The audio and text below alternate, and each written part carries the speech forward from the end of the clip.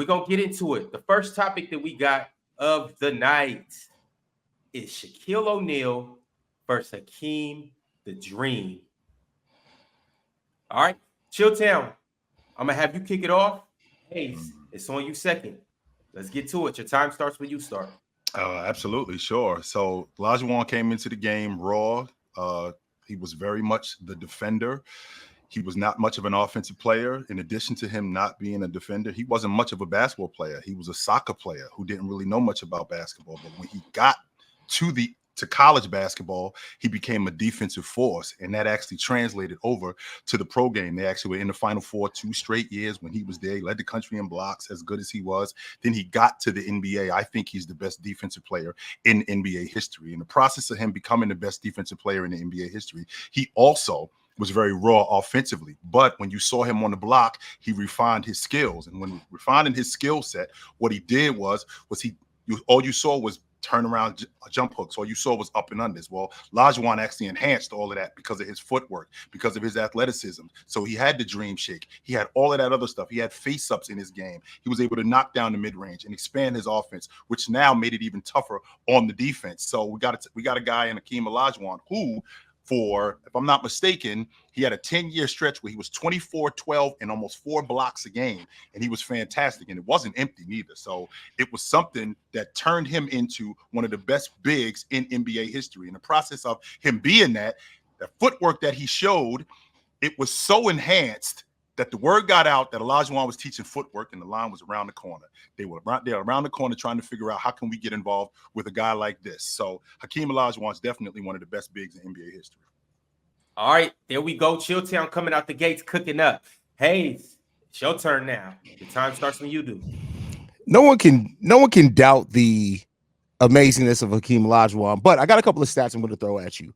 In 20 games against Hakeem Olajuwon, Shaquille O'Neal won 14 of those games. Sure. 14-6 in that. In their one-on-one matchup, Shaquille O'Neal averaged 22 points per game, 12.4 rebounds, 3.6 assists in those 20 games. Hakeem Olajuwon only averaged less than 19 points, didn't even double on rebounds at less than 10 rebounds per game, and only 2.9 assists. When you look at the guys head-to-head, the fact of the matter is when they played, Shaq was dominant. And then at the top of that, Shaq played against Hakeem when he was young and raw, and Hakeem was in his prime, and Shaq still came out in those matchups with better stats, more wins, and he just clearly, when Shaq was in the game, he changed the physical dominance of the game, coming in at less than 225 pounds, I think he did, and was still dominant even when he got over 260 in that time.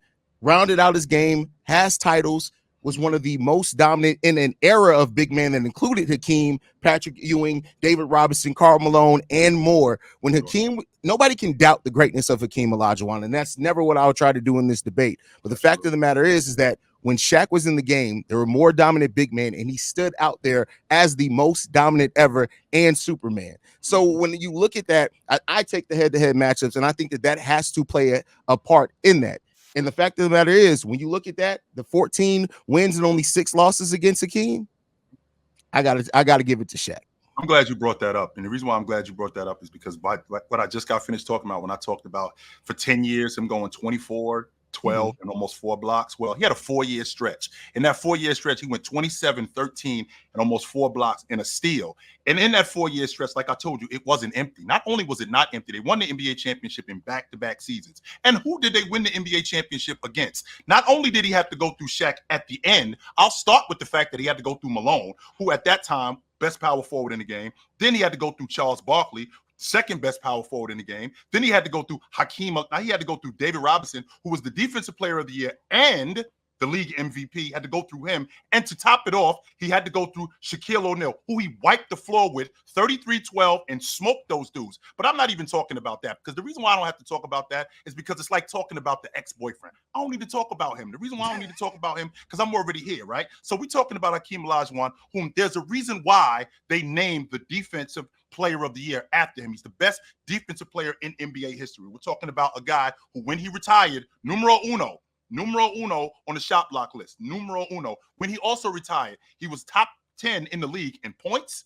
rebounds, blocks, and steals. These are how many guys in NBA history have done that before he did it. These are how many guys have done that since he did it. We're talking about a guy who, once again, once he retired, his footwork was so immaculate that guards, Kobe Bryant in particular, picked up the telephone. Big fella, can you teach me this, please? His work ethic was incredible, and there was nothing left on the table for Hakeem Olajuwon.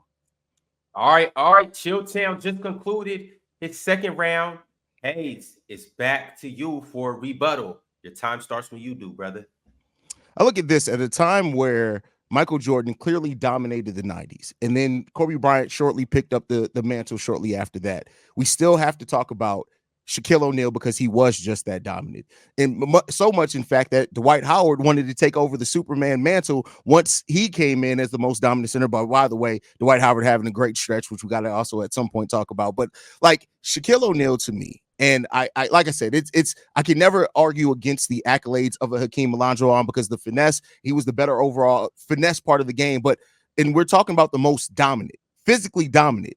Shaquille O'Neal, the league had to adjust to the physicality of Shaquille O'Neal so much so that they had to create a hack at Shaq just to keep him from being able to be as dominant as what he is. And even then, he still was able to be dominant and then left from the Los Angeles Lakers, went to the Miami Heat, and still picked up another part of his career where he's still not as dominant, but still effective. And I look at what it comes down to with Shaquille O'Neal in those stretches and having the titles that he did, doing it for two different franchises. Shaquille O'Neal, as far as dominance, right? The finesse game he did not have. We know that. But for a player like Shaq to be as dominant physically as what he is, even when he gained weight and the league started to adjust to him and still it didn't take anything away from his game, it's hard to argue against Shaq for me because Shaq was just that guy. You felt it when you played Shaq. And when other centers had to step up, you had to go through Shaq. Absolutely. And with that also being said, we're also talking about the benchmark, which was Hakeem Olajuwon, who, again, wasn't as polished as Shaq when he first showed up. Shaq is the guy who we talked about who wanted to be Dr. J when he showed up. So there was a different skill level. Hakeem Olajuwon actually had to work on that. And since we're talking about working on something, Hakeem Olajuwon left nothing on the table after he retired. Everything was empty. We're talking about a guy who was completely raw when he showed up. Not only was he raw, he wasn't nearly as skilled. His ball handling got better.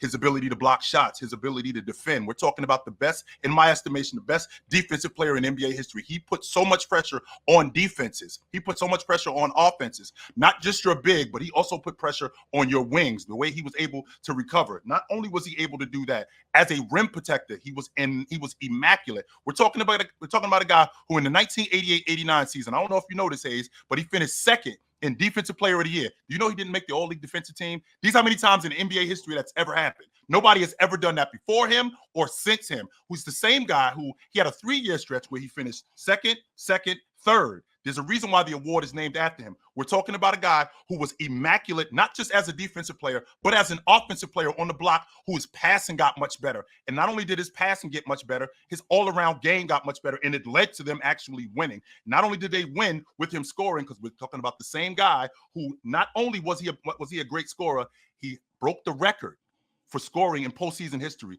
Not only did he do it once, he broke his record the very next year. So scoring was never a question. So he was elite on both the. Chill. I had to mute you, my man. I had to mute you. Your time is up. Haize, your time starts when you start. When it goes from Shaq, when you look at Shaq coming into the league as a player that basically got by off nothing but physical dominance, they got nothing by on his athleticism and how he ended up rounding out to actually having a decent post game for almost a decade and being able to do that on the block, even so much so that when he went to the Phoenix Suns and that team did not work, part of the best basketball we saw from Amari Stoudemire was when he was playing next to Shaq because of Shaq's gravity. And so when you talk about dominant centers, Shaq's ability to make the teammates around him better. Yeah, he doesn't have the accolades of Hakeem Olajuwon, and not very many players in the history of the NBA will. But Shaq made the players around him better, even at an elderly age, because of the gravity that Shaq had in the league. And so when you look at what Shaq's been able to do and how he has always adapted from being the athletic guy who just jumped and dunked to being a guy who rounded out and had more smooth post moves, as well as taking the advice and leadership from Phil Jackson. Shaq was able to have, just a run that not many people can combat. And the only person that really can in the battle, in a conversation like this, is Hakeem Olajuwon. So when you when you look at Shaq in the period of time that he had, the run with Dwayne, the run with Kobe Bryant, and how the league adjusted to it, but Shaq was always able to stay basically effective to the end of that. That Boston run was absolute trash. The longevity of Shaq, I got to give it to him as well. All right. That was the conclusion of topic 1. These brothers came up here and cooked up. We're going to throw this poll up here, and you guys let us know, who do you think won round 1? All right, let's get into topic 2. Topic 2 consists of the best rebounder, or who was the better rebounder, more specifically. Mm-hmm. We got Dennis Rodman, and we got Moses Malone. This should be a good one, y'all. This should be a good one. Chilltown, you went first. I did go first. So now, Haize, it is on Yes, you this time to go first. You kick us off, and your time starts whenever you do. If we're talking about strictly rebounders, you cannot tell the story of great rebounders without telling the story of Dennis Rodman. When you look at him leading the league in reboundings for 7 consecutive seasons and doing so through 2 different teams as well, Dennis Rodman was a player that brought the intensity, the heart, and very much so in the second three-peat for the Chicago Bulls. My Chicago Bulls, I might add, was such an important part of the road to that. And Dennis Rodman, as just a rebounder, there's nobody that compares for Dennis Rodman, which I'll follow up here in the second round. I'm gonna save a little bit for you on that one, but especially when you compare him to Moses Malone and what he's been able to do. Like, Dennis Rodman understood his role, and he was the ultimate role player, not somebody who needed to score, only scoring 7.3 points per game over his career, but still is somebody who has so many rebounding records. When you talk about rebounding, Dennis Rodman is one of those stories of rebounding. He is one of the greatest, if not the greatest rebounders in the history of the game of basketball. He made rebounding and changed the momentum of games by the way that he was able to keep opposing teams off the boards, get his other teams more possessions, and just support that role and let the stars be the stars. Dennis Rodman came in and understood one thing that he did great, and that was rebounding the basketball. And nobody in the game of basketball even got close to really how he was able to do it, with also not needing plays called for him. Yeah, he had the antics, he had all the other stuff around him, but Dennis Rodman is the best rebounder in the game of basketball, and that is not only supported by stats, analytics, but also the eye test, and that's something that plays a big part when you're talking about something like rebounding the basketball with Dennis Rodman. So Moses didn't go to college, unlike Dennis, who actually went to college for 4 years. So Moses didn't go to college. He actually played in the ABA, and he came into the NBA right from the door, because anybody who knows me knows that I am a big fan of dirty work guys. And when you're talking about dirty work guys, one of the main things you're talking about is you're talking about a glass cleaner. And there is no glass cleaner. There is no glass cleaner equivalent to Moses Malone. We're talking about a guy who first came into the league as a glass cleaner. I believe he averaged 15 boards a game when he first got to the ABA. So now what we're going to do is we're going to move down to later on in his career. I mean, we're talking about the best offensive rebounder that the NBA has ever seen. Not only are we talking about the best offensive rebounder that the NBA has ever seen, we're also talking about a guy who averaged double-figure rebounds 13 straight years. 13 straight years he averaged double-figure rebounds. Chamberlain, Russell, only other two dudes who could say that they did that. No, nobody else can say that they did that at that rate. That's number one. Number two, we're also talking about a guy who averaged 15 rebounds 8 straight years. He did that. Chamberlain, Russell, Nate Thurman. I'm the only other guys who can say that they did that, except him. 15 straight rebounds for 8 years. Now, we're also talking about a guy, the best offensive rebounder that the NBA has ever seen. He averaged 7 rebounds a game on the offensive end for his career. I mean, he averaged 6 offensive rebounds. I'm sorry, not 7. He averaged 6 offensive rebounds for his career. That's better than Jabbar. That's better than Nate Thurman. So when we're talking about a guy who's strictly a glass cleaner, there aren't many that I can say that are better than Moses Malone. All right, Haize, it's back on you. Y'all just both had your round 1. This is round 2. One of the things that we have to talk about when you talk about reboundings is the pace of the game is different per era. And Moses Malone played in an era where the pace wasn't the same as the era that Dennis Rodman played in. But to make things all even, when you adjust for pace and make everything even as far as pace, Dennis Rodman owned 7 of the top 16 seasons all time when the pace is adjusted to. And a matter of fact, Moses Malone best season when adjusted for pace is 15% worse than Dennis Rodman's worst season when you adjust for pace. The fact of the matter is that when you look at him, it's hard to compare errors, but Dennis Rodman was a better rebounder. When you try to make things all even by the data that we have to make it even, Dennis Rodman not only averaged more rebounds per game than Moses Malone did for his career at 13.1 to 12.2, but then when you adjust for that pace, it's clear. Dennis Rodman, 17 of the top 16 rebounding seasons in the history of the game go to one man. That one man is only Dennis Rodman. So when you with that aspect coming into it, I'm sorry. Like, Dennis Rodman is the guy who gets it done. And at the end of the day, like, the way that Dennis Rodman was able to rebound and having this conversation when you compare errors, comparing errors is the hardest thing to do. But adjusting for pace is the closest thing that you can get to doing that. And Dennis Rodman not only clears Moses Malone, he clears just about everybody else in the history of the league. You just can't ignore that. Now, I'm glad you brought up the pace. So now we're talking about a guy in Moses Malone who revolutionized one aspect of rebounding. I don't think you understand how much pressure you put on the defense when you are able to offensive rebound at the rate that he was able to offensive rebound. Not only was he able to do that, it actually amounted to wins, right? So when he was in Houston, when he was averaging 6 and 7 offensive rebounds per season, they were in the NBA Finals. When he was in Philly, when he was averaging 6 offensive rebounds, they were in the NBA Finals. When he was playing against Jabbar, pulling down 20 rebounds. When he's playing against Jabbar in the playoffs in 1979, and he's averaging 20 rebounds in the playoffs, and almost 13 of those are offensive rebounds. The amount of pressure that you put on the defense, to have to rebound, to now slow them down. So your logic with pace kind of goes out the window off the strength that now I got a guy who's offensive rebounding, so we can't run as much as we want to because this guy is taking our rebounds that we need to have. So we can't do that anymore. Add that to the fact that this guy, in terms of longevity, I don't know if you know this, Haize, but Moses Malone, when he retired, it was only 4 dudes in NBA history who had more rebounds than him when he retired. That clears Dennis Rodman. Dennis Rodman is behind Moses Malone by 5,000 rebounds. By 5,000. So it's not close where he is when we're talking about a rebounder. Again, we're talking about a guy who was the epitome of a glass cleaner. And not only was he the epitome of a glass cleaner, on the offensive end where he was able to score and be effective, it way more translated to his game and to win it. I'm glad that you mentioned that because Moses Malone's ability to score did put him in a better position to be offensive rebounding because Dennis Rodman was not a scorer. So when you say things like, and nobody can take away from Moses Malone's ability to rebound, and he did revolutionize that game. But the fact of the matter is that if he was up and Dennis Rodman was the one on defense with that, he wouldn't have been able to have that same impact offensive rebounding wise. Moses Malone played at a time where, yes, he did revolutionize that part of the game, but he wasn't coming up consistently against somebody who had the intensity of what a Dennis Rodman did. And not only did Dennis Rodman know the trajectory of where balls were going, he brought a calculated amount of focus to the rebounding. It wasn't just luck. And I'm not saying that Moses Malone was just luck, but he didn't luck into rebounds. As crazy as Dennis Rodman was, one of the things that he made the most sense about, period, was his ability to understand the trajectory of where a ball was going when it came off the rim.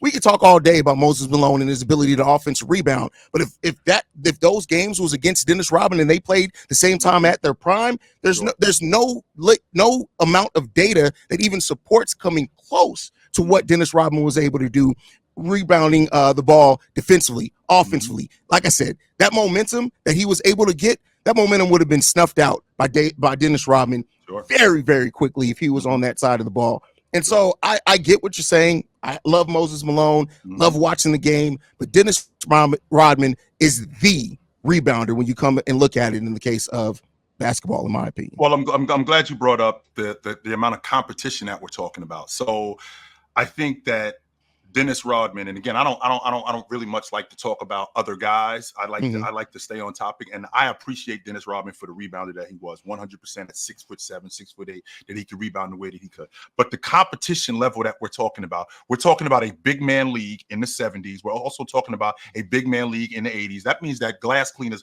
like Wes Unseld, I got to go up against him. Glass cleaners like Jack Sikma, I got to go up against him. Glass cleaners like Jabbar, I got to go up against him. Glass cleaners like Elvin Haize, I got to go up against him. And I'm dominant, not only on the defensive glass, I'm dominant on the offensive glass as well. And not only am I dominant on the offensive glass and on the defensive glass, it's actually leading to wins. Not only is it leading to wins, I am ultimately getting the MVP. Not only am I getting the MVP, my team is winning NBA championships solely off the strength of me being a glass cleaner. Don't get me wrong. I was able to get buckets, but as a glass cleaner and as a big guy playing in a big man era, so I got to go up against Jack Sikma. I got to go up against Jabbar. I got to go up against Elvin Hayes. I got to go up against Wes Unseld. This is just in the 70s. Now, when we move to the 80s, when I got to go up against Patrick Ewing, and I got to go up against Hakeem Olajuwon, and I got to go up against Robert Parrish, another great rebounder. When I got to go up against all these great rebounders, and I am still elite at the rebounding spot, it tells you how elite I was. Once again, we're talking about a guy who finished fourth. He finished fifth, all time in rebounds. So I can't say that Dennis Rodman, again, I can't say that Dennis Rodman wasn't great. He wasn't better than Moses, though. I gotta just I get what you're saying as far as that, but like it's just a different era when you look at the role that Dennis Rodman played as far as rebounding. Like Moses Malone was an amazing scorer, and he was amazing as just an overall big man. The finesse that Moses Malone had, Dennis Rodman doesn't come close to. But you're talking about the intensity, the grind, and rebounding the basketball, contributing to championship runs. Dennis Rodman, as a role player, had a more singular focus and executed it better. We keep talking about, you keep going to offensive rebounds, you keep going to the offense that Moses Malone was able to play. Dennis Rodman got no plays called for him and didn't need to, and still was around every ball, no matter what position, who they switched him on, no matter what they did in Chicago, in San Antonio, in Detroit. He always found a way to be around the ball, and it wasn't by happenstance. The way that Dennis Rodman attacked the boards and changed the momentum of games, that's a thing. To do that without scoring, to do that without plays being called for you, to do that without it being something that you are even a factor in the offense when you were in Chicago, to still be able to impact that game and to change it. There were games where the Chicago Bulls, that momentum changed because of the way that Dennis Rodman was able to rebound that basketball, because of the intensity that Dennis Rodman brought to those games, because of the way that he got the crowd into that based off what? Rebounding. And he did it all at 6'7". Like, let's not forget about that as well. What Dennis Rodman was able to do in an era of big man at being 6'7" and still dominate off the boards, to undercut that, it's just not something I could do, man. All right. That was a fire topic. That was some good ass debate from both of y'all. Y'all know the drill. We putting the poll up right now. If you're watching this video and it's not live, comment on the video and let us know who won so we can tally up these votes. In the meantime, we still got one more round to get into in this heavyweight bout right now. Best basketball mind. Moses Malone, or not Moses Malone.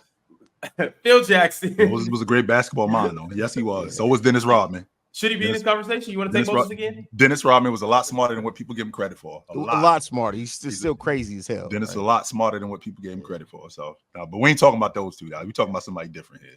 Phil Jackson, Gregg Popovich. Let's get into it. Chill, you went first last round? Haize, nope. No. I went first. I went first in the first one, and then Haize went, so it's my turn to go first. It's my turn to go first. So I think the mark of a great coach is to, one, get your players to be the best version of who they can possibly be. Whatever you know how to do, we're going to enhance that. Not only whatever you know how to do, whatever you don't know how to do, we're going to minimize that until you're better at it. And the way you do that is you get guys to buy into your system. It's not easy to get pros to buy into your system because they think they already know everything.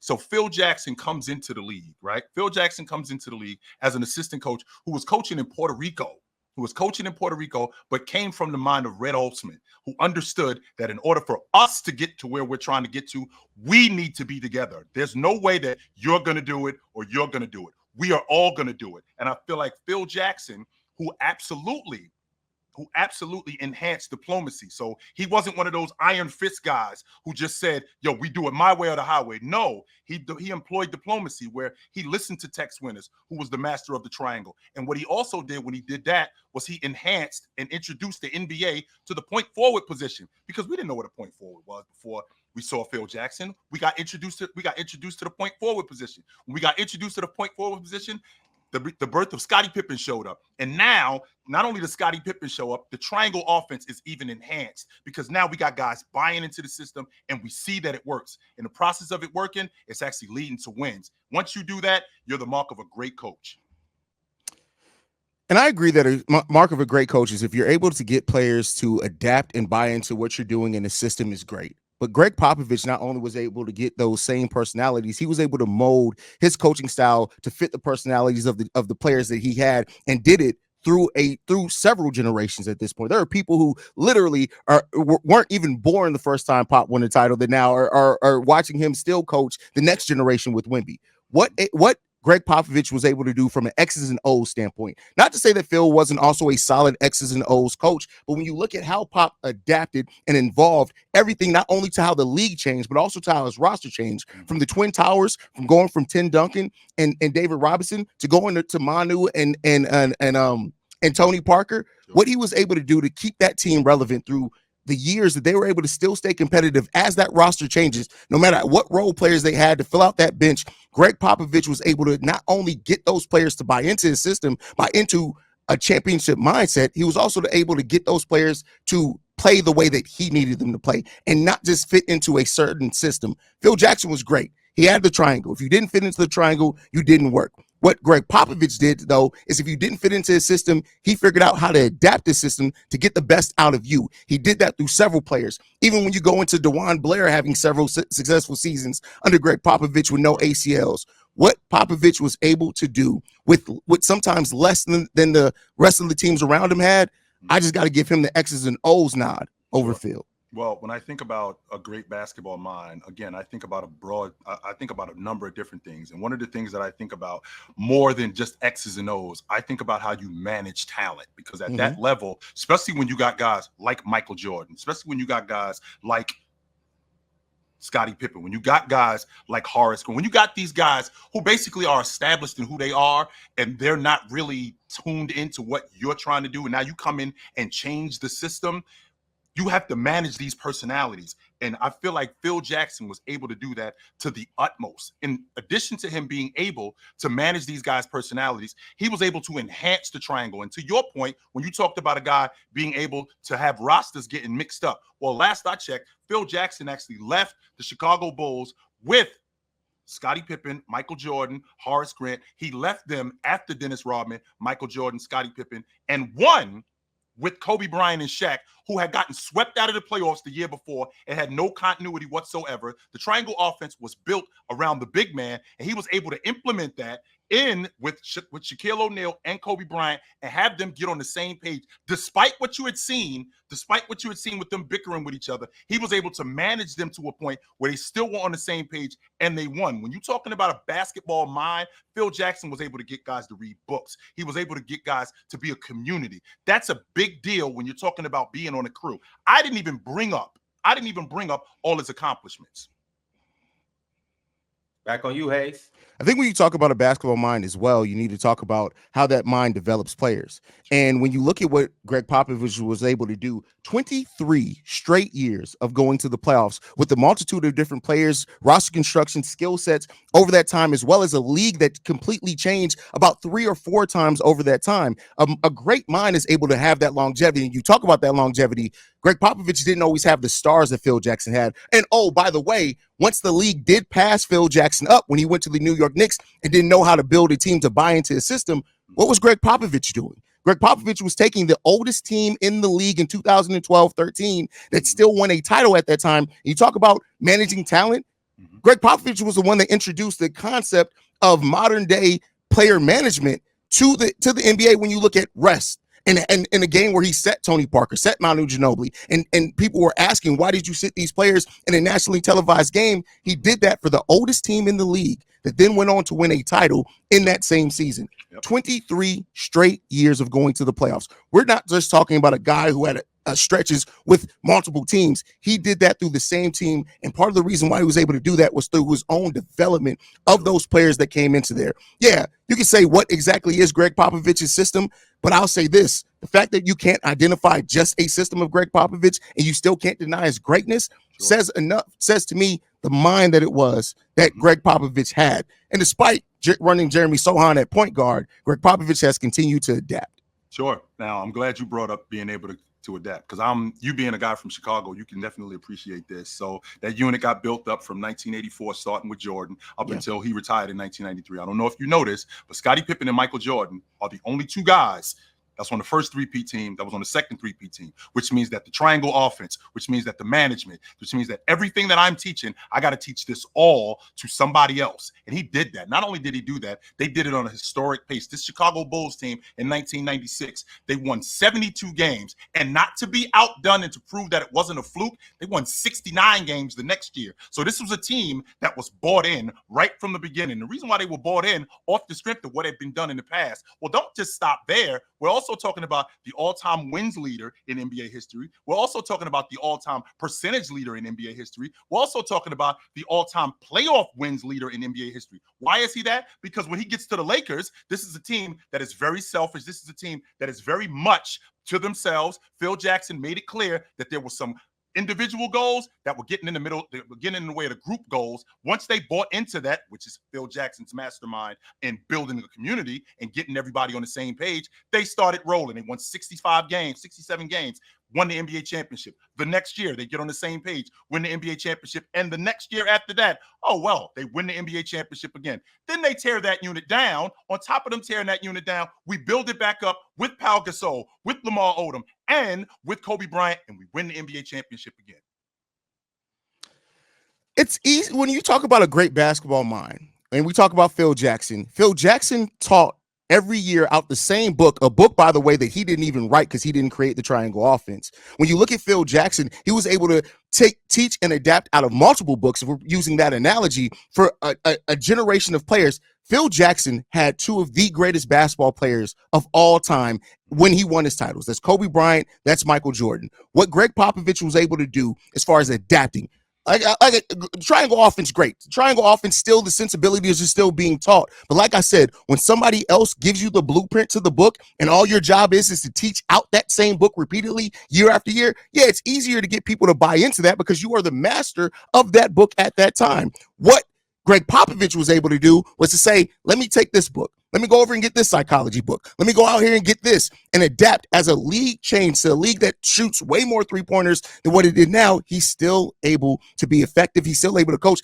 Oh, by the way, he's never not been able to relate to his players. Phil Jackson at the end of his tenure wasn't able to relate to the players that was on his roster, and they tuned Phil Jackson out even with being the GM.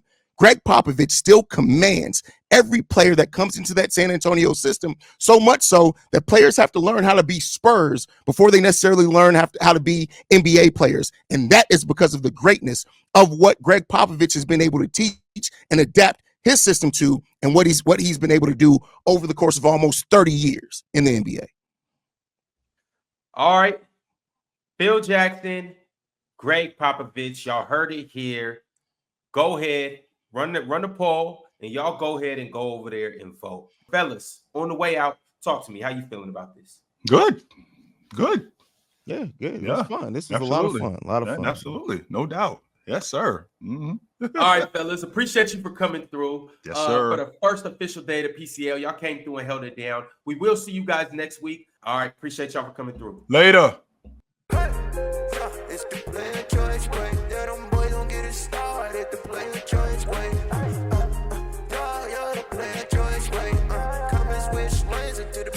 Join way.